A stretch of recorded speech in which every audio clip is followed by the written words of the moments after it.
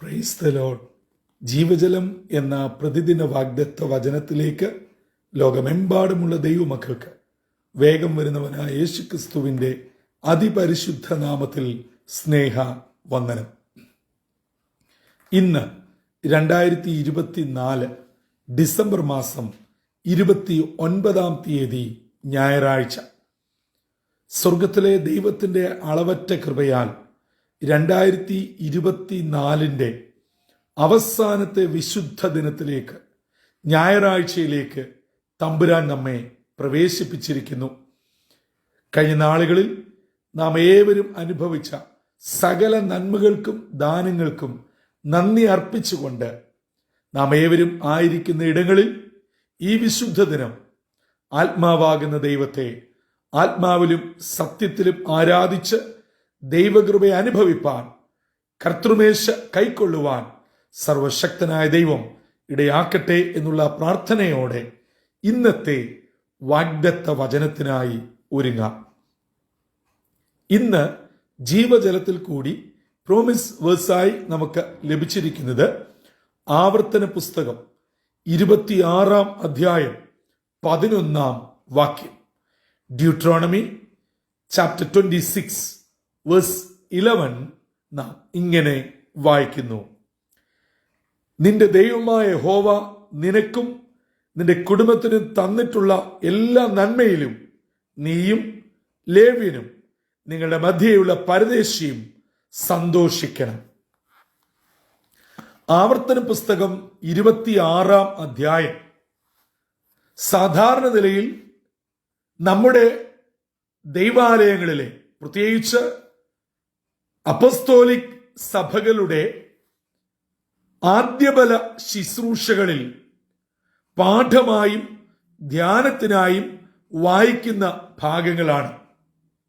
അതെ, നിങ്ങൾ നിങ്ങളുടെ നിലത്തിലെ വിളവുകളെല്ലാം അതിൻ്റെ ഓരോ വിഹിതം എടുത്ത് ഒരു കുട്ടയിൽ വെച്ച് ദൈവാലയത്തിൽ പുരോഹിതന് മുമ്പാകെ സമർപ്പിക്കണം.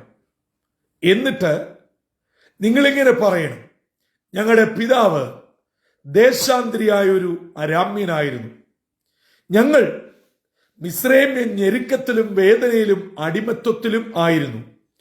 അവിടെ നിന്ന് ഞങ്ങളെ വിടുവിച്ച് പാലും തേനും ഒഴുകുന്ന ഞങ്ങളുടെ പിതാക്കന്മാരോട് വാഗ്ദത്തം ചെയ്ത ദേശത്ത് ഞങ്ങളെ കൊണ്ടുവന്നു, നട്ടു, വളർത്തി, നന്മകൾ നൽകി.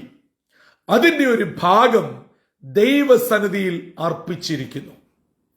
ഇതാണ് ഈ അധ്യായത്തിന്റെ 10 വരെയുള്ള വാക്യങ്ങളിൽ സംക്ഷിപ്തം ആക്കിയിരിക്കുന്നത്. എന്നിട്ട് ഇന്നത്തെ വാഗ്ദത്ത വചനമായ 11 വാക്യത്തിൽ വളരെ ഗൗരവമേറിയ ഒരു കാര്യം രേഖപ്പെടുത്തിയിരിക്കുന്നു. ദൈവം നമുക്ക് നൽകിയിട്ടുള്ളതിൽ ഞാനും ലേവ്യനും ദൈവാലയവും ദൈവമക്കളും ദൈവവേലയും ഒപ്പം പരദേശിയും 3 കൂട്ടർ നമുക്കുള്ളതിൽ സന്തോഷിക്കാൻ പഠിക്കണം. ഒന്ന്, എനിക്ക് കിട്ടിയതിൽ സന്തോഷിക്കാൻ ഞാൻ പഠിച്ചിരിക്കണം. നമ്മുടെ ഇന്നത്തെ കുഴപ്പം അവിടെയാണ്. എനിക്ക് ലഭിച്ചതിലല്ല എൻ്റെ നോട്ടവും എൻ്റെ ശ്രദ്ധയും. എൻ്റെ തൊട്ടപ്പുറത്തെ ആൾ, എൻ്റെ സഹോദരങ്ങൾ, എൻ്റെ അയൽവക്കങ്ങൾ, അവിടുത്തെ മക്കൾ, അവർ അമേരിക്കയിൽ പോയി, അവർക്ക് നല്ല ശമ്പളമുണ്ട്, അവിടെ വലിയ വീടുണ്ട്, അവർക്ക് ദിവസ വരുമാനമുണ്ട്, അവർക്ക് മാസ വരുമാനമുണ്ട്.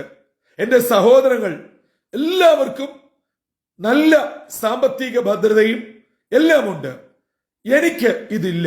നമ്മുടെ പ്രശ്നം ഇവിടെയാണ്. പ്രിയമുള്ളവരെ, തമ്പുരാൻ തന്നതിൽ സന്തോഷിക്കാൻ നമുക്ക് കഴിയാത്തത്തോളം കാലം നമ്മുടെ ജീവിതത്തിൽ തൃപ്തി, സംതൃപ്തി, സന്തോഷം, സമാധാനം ഇവ ഒരിക്കലും ഉണ്ടാവുകയില്ല. ആരെങ്കിലും എന്നെ കേൾക്കുന്നവർ അവരവരോടൊന്ന് ചോദിച്ചാട്ട്, എന്റെ അസംതൃപ്തിയുടെയും അസമാധാനത്തിന്റെ ഒക്കെ കാരണം എന്താ? എനിക്ക് ലഭിച്ചതിൽ ഒന്നിനും തൃപ്തിയില്ല. എനിക്ക് 60 വയസ്സായി, ഇന്ന രോഗങ്ങളും പ്രശ്നങ്ങളും ഉണ്ട്. എന്റെ സഹോദരങ്ങൾ അല്ലെങ്കിൽ എന്റെ അയൽവക്കത്തെ ഇന്ന ആൾ 70 വയസ്സായി, ഒരു കുഴപ്പവുമില്ല. പ്രശ്നം, അതിന്റെ അർത്ഥം, അതിന്റെ ആഴം എന്താണെന്ന് മനസ്സിലായി എന്ന് ഞാൻ വിശ്വസിക്കുന്നു. ദൈവം നമുക്ക് എന്ത് തന്നിട്ടുണ്ടോ അത് രോഗമാകാം, സാമ്പത്തിക ബുദ്ധിമുട്ടാകാം, കുഞ്ഞുങ്ങളുടെ നന്മയാകാം, ചില പ്രയാസങ്ങളാകാം, നിന്ദയാകാം, രോഗ ബുദ്ധിമുട്ടുകളാകാം, പ്രായാധിക്യ വിഷയങ്ങളാകാം, ചെറുപ്പത്തിന്റെ പ്രശ്നങ്ങളാകാം, ടീനേജിന്റെ വിഷയങ്ങളാകാം, എന്തുമായിക്കൊള്ളട്ടെ, എനിക്ക് ദൈവം തന്നത്, ദൈവം അറിഞ്ഞു തന്നതാണ്. അത് നന്മയാണെങ്കിലും തിന്മയാണെങ്കിലും അത് സഹിക്കുവാനും അതിജീവിപ്പാനുമുള്ള ശക്തിയും കൃപയും എന്റെ ദൈവം തരും എന്നൊരു ഉത്തമ ബോധ്യവും വിശ്വാസവുമുള്ള ഒരാൾക്ക് മാത്രമേ ലഭിക്കപ്പെട്ടതിൽ സന്തോഷിക്കാൻ പറ്റത്തുള്ളൂ. അല്ലാത്തടത്തോളം കാലം നമ്മൾ പ്രാർത്ഥിക്കും, സ്തോത്രം പറയും, കൈയടിക്കും, സാക്ഷി പറയും. പ്രത്യേകിച്ച് ഇയർ എൻഡിങ് അല്ലേ, സാക്ഷ്യത്തിന്റെ കൂമ്പാരമാണ്. ഇതൊക്കെ നടക്കും, ഒരു കാര്യവുമില്ല. കാരണം യേശു പറഞ്ഞിട്ടുണ്ട്, നിങ്ങൾ അധരം കൊണ്ട് എന്നെ സ്തുതിക്കുന്നുവെങ്കിലും ഉള്ളം കൊണ്ട് എന്നിൽ നിന്നും വളരെ അകലെയാണ്. ശരിക്കും ഇതാണ് നമ്മിൽ പലരുടെയും യഥാർത്ഥ അനുഭവം എന്ന് പറയുന്നത്. അതുകൊണ്ട് ഒന്ന്, നമുക്ക് ലഭിക്കപ്പെട്ടതിൽ സന്തോഷിക്കാൻ പഠിക്കണം, ശീലിക്കണം. 2024 അത് സാധിച്ചില്ലെങ്കിൽ ദൈവം ആയുസ് എന്നാൽ 25 അത് പ്രാപ്തമാക്കുവാൻ ശ്രമിക്കണം. 2, ലേവ്യൻ. എനിക്ക് കിട്ടിയത് കൊണ്ട് അത് എനിക്ക് തന്നെ തികയുന്നില്ല, പിന്നെ എങ്ങനെയാ ലേവ്യന് കൊടുക്കുന്നേ? നമ്മുടെ കുഴപ്പം ഇതാ പ്രിയമുള്ളവരെ, നമ്മുടെ പിതാക്കന്മാര് ഇന്നത്തെ സുലഭതയിൽ ജീവിച്ചവരല്ല. അതെ, നമ്മുടെ കൊച്ചു കേരളത്തിന്റെ ഒരു 35-40 വർഷത്തിലെ ചരിത്രം എടുത്താൽ, അല്ലെങ്കിൽ 40 വർഷത്തിന് പുറകിലോട്ട് പോയാൽ, അന്നത്തേക്ക് ദാരിദ്ര്യം ഇല്ലാതിരുന്ന വീടുകളുടെ എണ്ണമാണ് എടുക്കാൻ എളുപ്പം. വിരലിൽ എണ്ണാവുന്നത് മാത്രമേ ഉള്ളൂ. പക്ഷേ ആ ദാരിദ്ര്യത്തിന്റെ മധ്യത്തിലും വീട്ടിലെ അപ്പന്മാർ അവരുടെ കൃഷിയിടങ്ങളിലേതും അവർക്കുള്ളതിലേതും ഏറ്റവും ബെസ്റ്റ് ദൈവാലയത്തിന്, ദൈവമക്കൾക്ക്, ദൈവരാജ്യത്തിന് കൊടുക്കുമായിരുന്നു. അവര് ഓവർ ടൈം ഒന്നും ചെയ്ത് ദൈവത്തെ വിളിക്കുന്നത് ഒഴിവാക്കത്തില്ലായിരുന്നു. അവർ വൈകുന്നേരം ടോർച്ചില്ലെങ്കിൽ ചൂട്ടുകെട്ട് കെട്ടി കൺവെൻഷനും പ്രാർത്ഥനയ്ക്കും കുഞ്ഞുങ്ങളെ കൊണ്ട് പോകുമായിരുന്നു. ആദിബലത്തിന് മാത്രമല്ല, ഒരു ഭവനത്തിൽ അവർ വിളയിച്ചെടുക്കുന്നത് എന്തും ഏത് സമയത്തും ദൈവാലയത്തിൽ ദൈവമക്കൾക്ക് കൊടുക്കുമായിരുന്നു.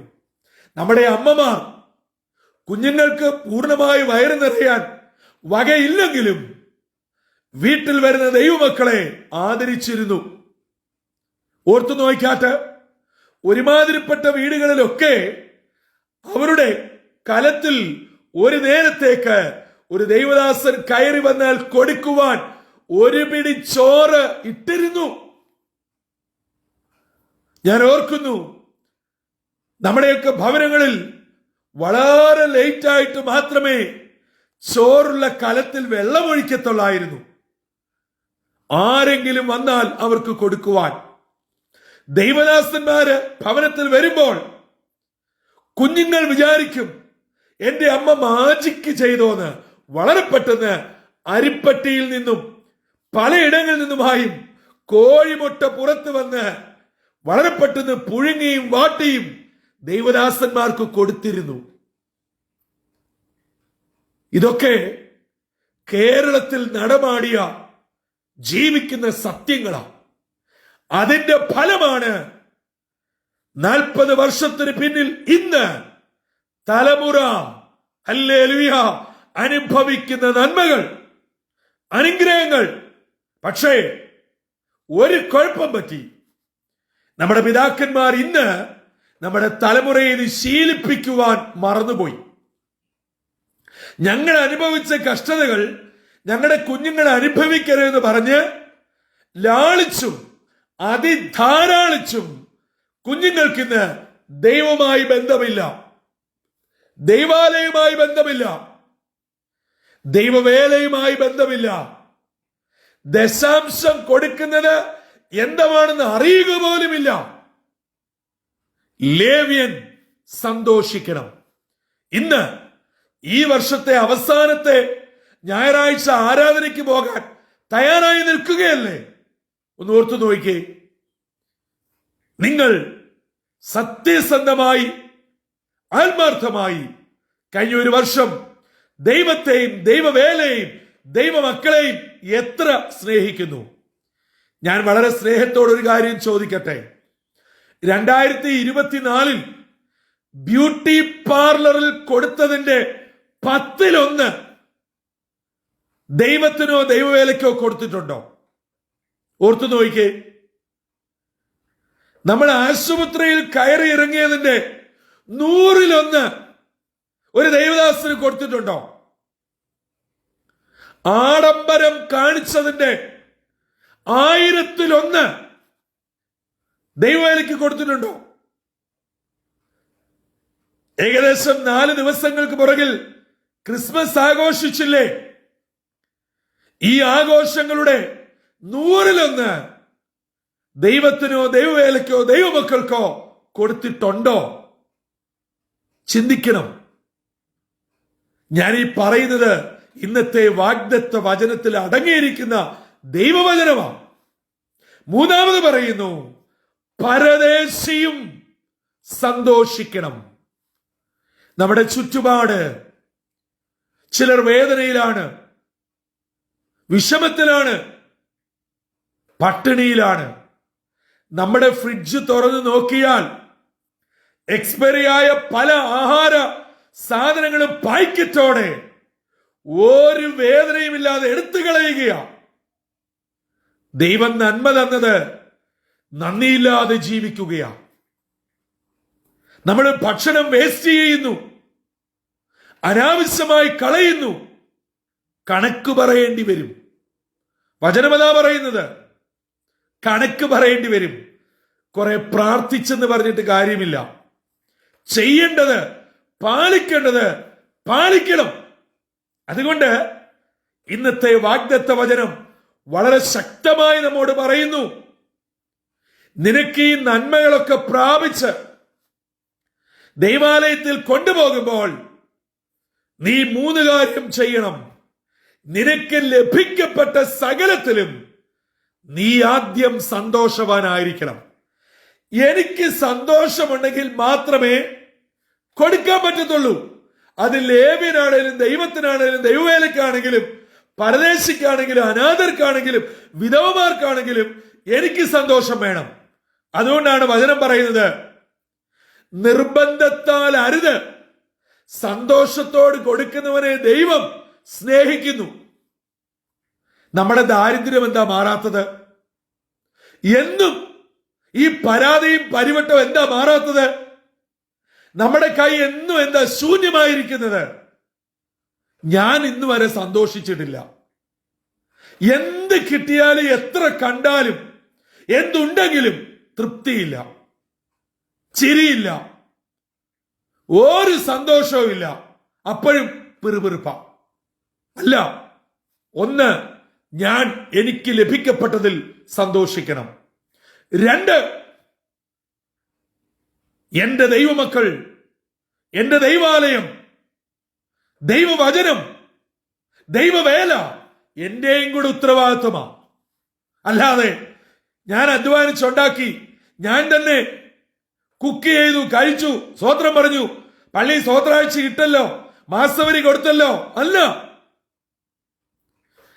നമ്മുടെ തലമുറ കൈ നിറയെ കാശ് വാങ്ങുമ്പോൾ, കുഞ്ഞെ, നീ അതിന്റെ എത്ര ഭാഗം ദൈവത്തിനും ദൈവവേലയ്ക്കും കൊടുത്തു. മാതാപിതാക്കൾ പറഞ്ഞ് ചെയ്യിപ്പിക്കണം. അപ്പൊ പറയും അവര് ചാരിറ്റി ചെയ്തു. ചാരിറ്റി വേറെ, സുവിശേഷ വേല വേറെ. ചാരിറ്റി ചെയ്തത് ദൈവത്തിന് കൊടുത്തെന്ന് ആരും പറയരുത്. അതല്ല, അങ്ങനെ തെറ്റിദ്ധരിക്കരുത്. എന്റെ മക്കള് വീട് വെച്ചു കൊടുത്തു, ഓർഫനേജിൽ കൊടുത്തു, കുഞ്ഞുങ്ങളെ പഠിപ്പിക്കാൻ കൊടുത്തു, കെട്ടിക്കാൻ കൊടുത്തു. ഇത് അവിശ്വാസികളും അക്രൈസ്തവരും ക്രിസ്ത്യാനികളെക്കാട്ടിൽ വിശ്വാസികളെക്കാൾ ഒത്തിരി ഒത്തിരി ചെയ്യുന്നുണ്ട്. ഹല്ലേലൂയ.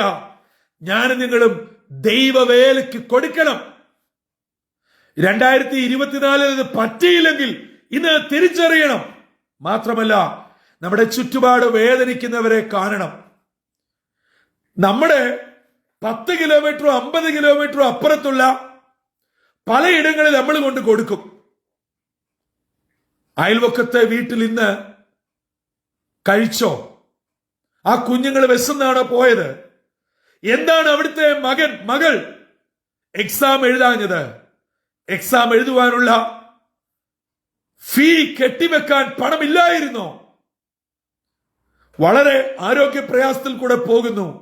ഡോക്ടറെ കാണാനുള്ള കൺസൾട്ടിംഗ് ഫീ ഇല്ലാത്തത് കൊണ്ടാണോ പോകാഞ്ഞത്? ഓർക്കണം, ചിന്തിക്കണം, ചെയ്യണം. ഒരു വർഷം നമ്മിൽ നിന്ന് പിന്മാറുകയാണ്. അതുകൊണ്ട് എന്റെ ദുഃഖങ്ങളും പരാതികളും പരിഭവങ്ങളും കണ്ണ് തുറക്കുന്നത് മുതൽ കണ്ണ് അടയ്ക്കുന്നത് വരെ പറഞ്ഞുകൊണ്ടിരിക്കാതെ എനിക്ക് നൽകിയ നന്മകൾ ഒന്ന് ഓർത്തേ പ്രിയമുള്ളവരെ. ഇന്നലെ ഞാൻ ഓർപ്പിച്ചു, കൗണ്ട് യുവർ ബ്ലെസ്സിങ്സ്. ദൈവം നൽകിയ നന്മകൾ എണ്ണിയാൽ, അത് പറയാൻ തുടങ്ങിയാൽ പരാതി പറയാൻ സമയമില്ല. നമ്മുടെ കുഴപ്പം അതാ. നമുക്ക് കിട്ടാത്തതിനെ കുറിച്ചും കിട്ടിയതിലുള്ള കുഴപ്പത്തെക്കുറിച്ചും പറയാനേ സമയമുള്ളൂ. പക്ഷേ ലഭിക്കപ്പെട്ട നന്മകൾ പറഞ്ഞാൽ സ്തോത്രത്തിന്റെ കണ്ണീർ പൂക്കൾ വീഴാൻ പറ്റും. പരാതി പറയാൻ പിന്നെ സമയമില്ല. സന്തോഷിക്കാനേ സമയമുള്ളൂ. കാരണം ഇന്ന് അനുഭവിക്കുന്ന ഒന്നിനും അർഹതയില്ലാത്തവരായിരുന്നു ഞാനും നിങ്ങളും. അതാണ് ഇവിടെ പറഞ്ഞത് മോശയിൽ കൂടെ. നിങ്ങൾ എവിടെയായിരുന്നു എന്ന് ഓർക്കണം. ഞങ്ങളുടെ പിതാവ് ദേശാന്തരിയായൊരു അരാമ്യനായിരുന്നു. അവിടെ നിന്ന്, അടിമത്തത്തിൽ നിന്ന് ഞങ്ങളുടെ നിലവിളി കണ്ടു. ഞങ്ങളുടെ ബുദ്ധിമുട്ട്, ഞങ്ങളുടെ നിലവിളി, ഞങ്ങളുടെ സങ്കടം കേട്ടു, അറിഞ്ഞു. ഞങ്ങളെ വിടുവിച്ച് പിതാക്കന്മാർക്ക് വാഗ്ദത്തം ചെയ്ത പാലും തേനും ഒഴുകുന്ന ദേശത്ത് കൊണ്ടുവന്ന് ഈ നന്മ തന്നിരിക്കുന്നു. അതിന്റെ വിഹിതവുമായി ദൈവാലയത്തിൽ വന്ന് നിങ്ങൾ ഒതുങ്ങി തീരരുത്. ലഭിക്കപ്പെട്ടതിൽ നീ കുടുംബം സന്തോഷിക്കണം. നിങ്ങളുടെ ലേവ്യൻ സന്തോഷിക്കണം. നിങ്ങളുടെ പരദേശികൾ സന്തോഷിക്കണം. അതുകൊണ്ട് പേര് കേൾക്കുന്ന ഇടങ്ങളിൽ, പേര് എഴുതി വെക്കുന്ന ഇടത്ത് കൂടിയ എമൗണ്ട് കൊടുത്ത് ഈ ലോകത്തിന്റെ സ്തുതിയും മഹത്വവും മേടിക്കുന്നത് അവസാനിപ്പിച്ചിട്ട് വചനം പാലിക്കാൻ തയ്യാറായിക്കേ സന്തോഷം വരും. അതുകൊണ്ട് ഈ വർഷത്തിന്റെ അവസാനത്തെ വിശുദ്ധ ദിനം വളരെ വ്യക്തമായി ദൈവത്തിന്റെ ആത്മാവ് നമ്മളോട് പറയുന്നു, നമ്മുടെ പ്രശ്നങ്ങൾ മാറണമെങ്കിൽ, ഭാരങ്ങളും രോഗങ്ങളും ദുഃഖങ്ങളും സങ്കടങ്ങളും പരാതികളും മാറണമെങ്കിൽ ദൈവം എന്ത് തന്നിട്ടുണ്ടോ, അതാണ് 34-ാം സങ്കീർത്തനം 1-ാം വാക്യം. ഞാൻ യഹോവയെ എല്ലാ കാലത്തും വാഴ്ത്തും, അവന്റെ സ്തുതി എപ്പോഴും എന്റെ നാവിന്മേലിരിക്കും. 2 വാക്ക് അവിടെ പറഞ്ഞിട്ടുണ്ട്. എപ്പോഴും എല്ലാ കാലത്തും പറ്റുമോ? നമുക്കൊരു ദിവസം ഡ്യൂറിംഗ് ദ ഡേ ടൈം ഒരു 15 മണിക്കൂറിൽ ഒരു പ്രാവശ്യമെങ്കിലും പറയുന്നുണ്ടോ? പക്ഷേ പരാതിയും പരിഭവവും നീരസവും ഒട്ടും മടിക്കാതെ പറഞ്ഞുകൊണ്ടേയിരിക്കുകയാ. നിർത്ത്. ദൈവത്തിന് അസഹ്യമായ നിർത്ത്. സ്തോത്രമെന്ന യാഗം അർപ്പിക്കുന്നവൻ എന്നെ മഹത്വപ്പെടുത്തുന്നു. ദൈവത്തിന് നമ്മിൽ നിന്നും കാളയും കുളമ്പുമുള്ള മൂരിയെ ഒന്നും വേണ്ട. സ്തോത്രമെന്ന അധരയാഗം അത് നമുക്ക് കഴിക്കാം. തിരിഞ്ഞു നോക്കിക്കാട്ട്. അപ്പാ, ഒരു വർഷം എന്നെ അതിശയകരമായി നടത്തി. സന്തോഷിക്കാൻ മറന്നുപോയി. പരാതിയേ പറഞ്ഞിട്ടുള്ളൂ. ലഭിച്ചതൊക്കെ പോരാ പോരാന്നേ പറഞ്ഞിട്ടുള്ളൂ. ഇന്ന് ഒരു തിരിച്ചറിയുക. എനിക്ക് എത്രയോ നന്മകൾ നൽകി. ഞാൻ ദൈവവേല ഓർത്തില്ല, ചെയ്തില്ല. അല്ല, ഒരു തീരുമാനത്തിലെത്താം. എന്റെ ചുറ്റുപാടുമുള്ളവർ, എന്റെ സഹോദരങ്ങൾ, എന്റെ പ്രിയപ്പെട്ടവർ വേദനയിലും സങ്കടത്തിലും ദാരിദ്ര്യത്തിലും പട്ടിണിയിലുമാണ്. എന്റെ കുഞ്ഞുങ്ങൾ ഭക്ഷിച്ച് ശേഷിപ്പിക്കുമ്പോൾ, അന്യത എടുത്തു കളയുമ്പോൾ, പിന്നെ കുഞ്ഞുങ്ങൾക്ക് അവരൊന്നും കഴിക്കുന്നില്ല എന്ന് പറഞ്ഞ് ഇന്നിന്റെ അമ്മമാർ കുത്തി കുത്തി കൊടുക്കുമ്പോൾ, ഒരു നേരത്തേക്ക് പൂർണ്ണമായി വിശപ്പടക്കാൻ കഴിയാതെ കഴിയുന്ന നമ്മുടെ അയൽവക്കത്തെ കുഞ്ഞുങ്ങളെ കാണുവാൻ കണ്ണു തുറക്കട്ടെ. അതിന് ഈ വർഷാവസാന ഞായറാഴ്ച വാഗ്ദത്ത വചനം നമ്മുടെ ആത്മീക കണ്ണുകളെയും ഭൗതിക കൈകളെയും തുറക്കട്ടെ. ദൈവത്തിന്റെ ആത്മാവ് നമ്മളോട് ഇടപെടട്ടെ. ഇന്നത്തെ ദിനം വചനം പറയുന്നത് പാലിച്ച് അനുഗ്രഹത്തോടെ മുന്നേറുവാൻ സർവശക്തനായ ദൈവം ഇടയാക്കട്ടെ. അങ്ങനെ നമുക്കുള്ളതിൽ സന്തോഷിക്കാൻ തയ്യാറാകുമ്പോൾ എവിടെയാ പ്രിയമുള്ളവരെ ദുഃഖം? എവിടെയാ സഹോദരങ്ങളെ സങ്കടം? എവിടെയാ നിരാശ? ഹല്ലേലൂയ! എപ്പോഴും സന്തോഷിക്കാനേ പറ്റത്തുള്ളൂ. നമ്മുടെ മുഖം വാടുകയില്ല. നമ്മുടെ വായിൽ നിന്നും നിരാശയുടെ വാക്കുകൾ വരികയില്ല. സ്തോത്രത്തിന്റെയും സ്തുതിയുടെയും, അതെ, നീതിമാന്റെ കൂടാരത്തിൽ ജയത്തിന്റെയും ഉല്ലാസത്തിന്റെയും ഘോഷങ്ങൾ ഉണ്ടാവും. അത് നമ്മുടെ ഭവനങ്ങളിൽ ഉയരട്ടെ. അതിന് ഇന്നത്തെ വാഗ്ദത്ത വചനം നമ്മെ സഹായിക്കുകയും ചെയ്യട്ടെ. തലകളെ വണക്കാം, പ്രാർത്ഥിക്കാം. ഞങ്ങളെ സ്നേഹിക്കുന്നവനായ ദൈവമേ, സ്വർഗീയ പിതാവേ, അനുഗ്രഹമേറിയ പുത്തൻ പ്രഭാതത്തിനായി നന്ദിയോടെ സ്തോത്രം. 2024 അവസാനത്തെ വിശുദ്ധ ദിനത്തിലേക്ക് തമ്പുരാൻ ഞങ്ങളെ എത്തിച്ചതിനായി സ്തുതിക്കുന്നപ്പാ. ഞങ്ങൾക്ക് അവിടുന്ന് നൽകിയിട്ടുള്ളതിൽ പൂർണ്ണമായി സന്തോഷിപ്പാൻ, ഞങ്ങൾക്ക് അവിടുന്ന് നൽകിയിട്ടുള്ളതിൽ ദൈവവേലയ്ക്ക് കൊടുക്കുവാൻ, ആവശ്യത്തിലിരിക്കുന്ന ഞങ്ങളുടെ ചുറ്റുപാടിലുള്ളവരെ കരുതുവാൻ ഇന്ന് ഞങ്ങളെ വചനത്തിൽ കൂടെ ഓർമ്മപ്പെടുത്തിയതിനായി സ്തോത്രം. കഴിഞ്ഞ ഒരു വർഷത്തിലേക്ക് തിരിഞ്ഞു നോക്കുമ്പോൾ അർഹിക്കാത്ത നന്മകളും അനുഗ്രഹങ്ങളും ഞങ്ങളുടെ മേൽ ചൊരിഞ്ഞു. എന്നിട്ടും പിറുപിറുത്തത്, പരാതി പറഞ്ഞത്, സന്തോഷിക്കാഞ്ഞത്, അസംതൃപ്തിയോടെ സകലവും സ്വീകരിച്ച ഞങ്ങളുടെ കുറവ് മനഃപൂർവമായി ഏറ്റുപറഞ്ഞ് ഉപേക്ഷിക്കുന്നു. മറ്റുള്ളവരെ കരുതുവാൻ, ദൈവവേലയ്ക്ക് കൊടുക്കുവാനും ദൈവവേലയിൽ പങ്കാളികളാകുവാനും ഞങ്ങളെ സഹായിക്കണം. ഇന്നത്തെ വിശുദ്ധ ദിനം അങ്ങേ ആരാധിച്ച് ദൈവകൃപ അനുഭവിക്കുമ്പോൾ വചനപ്രകാരം ജീവിച്ച് വചനം പറയുന്ന സന്തോഷം അനുഭവിപ്പാൻ ഞങ്ങളെ ഇവിടുന്ന് ഒരുക്കണം. ഇന്നത്തെ വാഗ്ദത്വം ശ്രമിച്ച നിന്റെ കുഞ്ഞുങ്ങളെ അനുഗ്രഹിക്കണം, നന്മകൾക്കൊരു പൊതിയണം. യേശുവിൻ നാമത്തിൽ അപേക്ഷിക്കുന്നു, കൃപയോടെ കേൾക്കുമാറാകണമേ. ആമീൻ, ആമീൻ, ആമീൻ. പ്രിയ ദൈവജനമേ, ഇന്ന് നാം വചനത്തിൽ നിന്ന് കേട്ടതുപോലെ നമുക്ക് ദൈവം നൽകിയിട്ടുള്ളത് എന്താണോ അതിൽ സന്തോഷിച്ച് അതിൽ നിന്നും പങ്കുവെക്കേണ്ടവർക്ക് പങ്കുവെക്കുവാൻ, ചെയ്യേണ്ടത് ചെയ്യുവാൻ, നമ്മുടെ ഉത്തരവാദിത്തങ്ങൾ വ്യക്തമായും കൃത്യമായും ചെയ്യുവാൻ, ആരെയും നോക്കിയല്ല, ആരെയും തൃപ്തിപ്പെടുത്തുവാനുമല്ല, ഇത് ദൈവം എനിക്ക് തന്നിട്ടുള്ളതെന്നും ഞാൻ ചെയ്യേണ്ട എന്റെ കടമയാണ് എന്നുള്ള തികഞ്ഞ ബോധ്യത്തോടെ ചെയ്യുവാൻ സർവശക്തനായ ദൈവം ഇടയാക്കട്ടെ. ഒരു കാര്യം കൂടെ എന്റെ പ്രിയപ്പെട്ടവരെ ഓർമ്മിപ്പിക്കട്ടെ. നമുക്ക് തികഞ്ഞിട്ടും നമ്മൾ തൃപ്തിയായിട്ടും ദൈവത്തിനോ ദൈവവേലയ്ക്കോ ആവശ്യത്തിലിരിക്കുന്നവർക്കോ ചെയ്യാമെന്നാണ് എന്നെ കേൾക്കുന്ന ആരെങ്കിലും ചിന്തിക്കുന്നതെങ്കിൽ നിങ്ങളുടെ ജീവിതത്തിൽ തൃപ്തിയാകത്തുമില്ല, തികയത്തുമില്ല. നിങ്ങളൊട്ട് ഒരു മനുഷ്യനൊന്നും ചെയ്യാനും പറ്റുകയില്ല. അതുകൊണ്ട് ലഭിക്കപ്പെട്ടതിൽ സ്തോത്രം പറഞ്ഞ് അങ്ങോട്ട് കൊടുത്തു നോക്കിക്കേ. ഹല്ലേലൂയ. തമ്പുരാൻ ആരുടെയും കടക്കാരനല്ല. ധാരാളമായി അമർത്തിക്കുലുക്കി വലിയൊരളവ്. അത് ഭൗതിക നന്മ മാത്രമല്ല, നിങ്ങളുടെ കുഞ്ഞുങ്ങളെ, നിങ്ങളുടെ കുടുംബങ്ങളെ, ഹല്ലേലൂയ, നിങ്ങളുടെ ശുശ്രൂഷയെ, നിങ്ങളുടെ ആത്മീയ ജീവിതത്തെ അനുഗ്രഹിക്കുന്ന ദൈവമാണ്. ഇപ്പൊ ചില ബുദ്ധിമുട്ടൊക്കെ ഉണ്ട്, ചില പ്രയാസമുണ്ട്.